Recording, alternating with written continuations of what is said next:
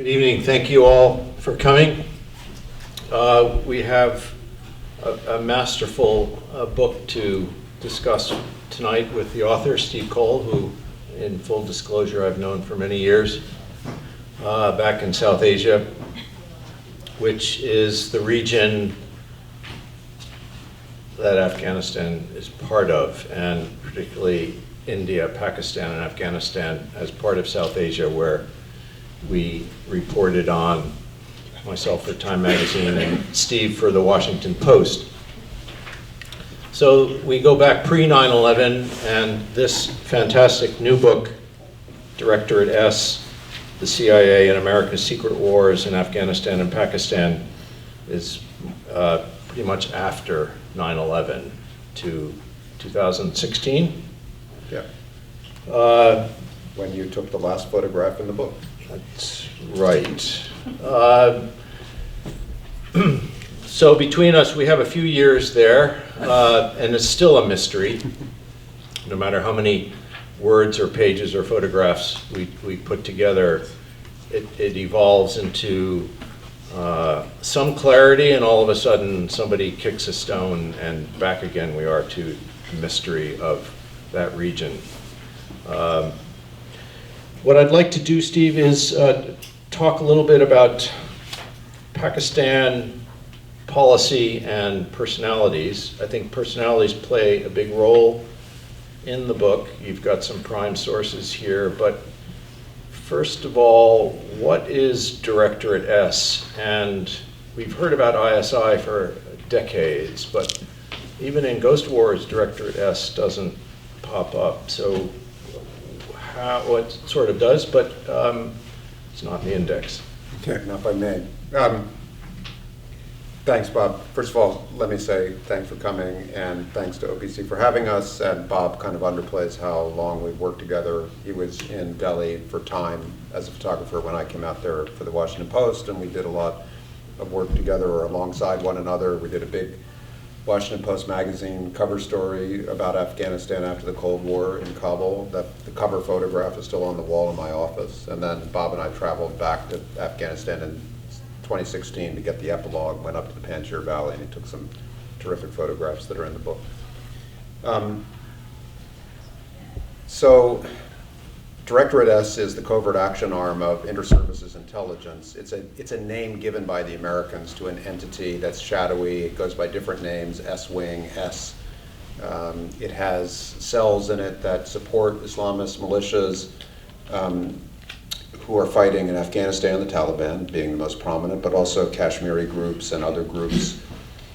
It was well known to the Americans on September 11th because during the 1980s, which is sort of the story in Ghost Wars, the United States collaborated with ISI, and particularly with its covert action wing, to provide guns and money to the Afghan mujahideen who were fighting the Soviet occupation of Afghanistan.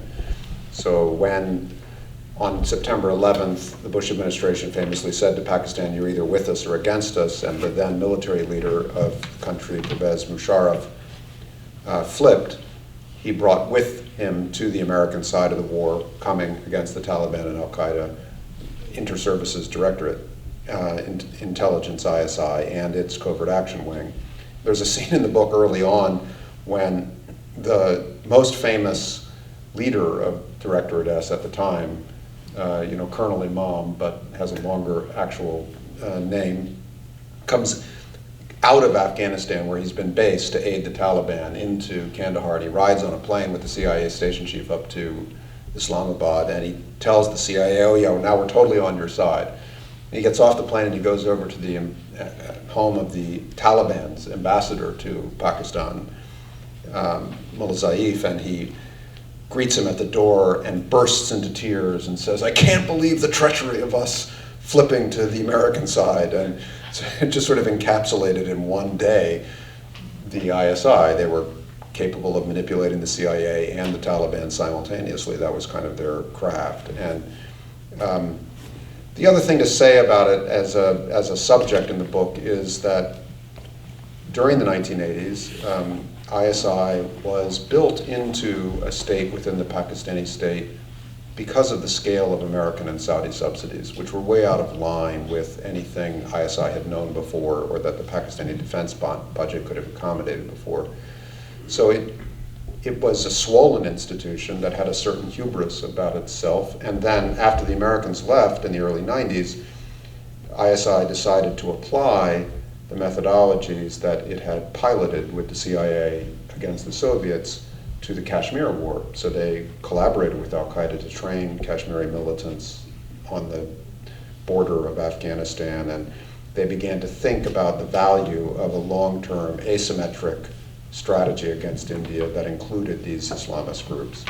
So that led them back into partnership with the Taliban after the Taliban emerged in the 1990s, and they really were essential to the Taliban's control of Afghanistan on September 11th, when this book begins. That's all Directorate S. It's not just ISI and Directorate S, but yeah, I mean, there's rotate sort of then now you're getting into kind of bureaucratic organization charts. I mean, we don't know a ton about exactly how these cells are going. I mean, I remember talking to an ISI officer during the course of the research for this book. You know, they're not easy to find, but they're not impossible to find. And a lot of ISI officers are career military officers who reach certain kinds of ranks, certainly up to brigadier, and who are then assigned into this agency for maybe 3 years or 6 years. Some of them stay longer, but they're still in the military system. That's where their pension's going to come from. That's where their promotions are going to come from. And so I was saying to this officer, what's the difference between working at ISI and working in the military? He said the main difference is that you go into the office every day and you can see that there's a lot of activity up and down the hallway, but it's all compartmented. You have no idea who's doing what. So that's an essential problem of kind of describing the organization chart. But we do know that ISI has some functions that are very similar to other intelligence agencies. So they have a directorate for logistics. So if you need a truck full of weapons, you know, on a Peshawar street corner at night, there's a place you go and requisition that. And they have an administration directorate that takes care of everyone's salaries and pensions. And they have a communications arm. They have an intercept arm that cooperates with their military intercept arm. I think a lot of intelligence services, as I've come to understand around the world, you know, they more or less go to these by one method or another, they study each other's organization charts, and they often look very similar in the way that they set up their core in administration. And so where does Directorate S fit? It's very much comparable to the paramilitary division of the CIA. I think it's a lot of ex-special forces characters who are out there to train and equip rough militias that might benefit from a little bit of professionalism on the battlefield. That's certainly what happened with the Taliban.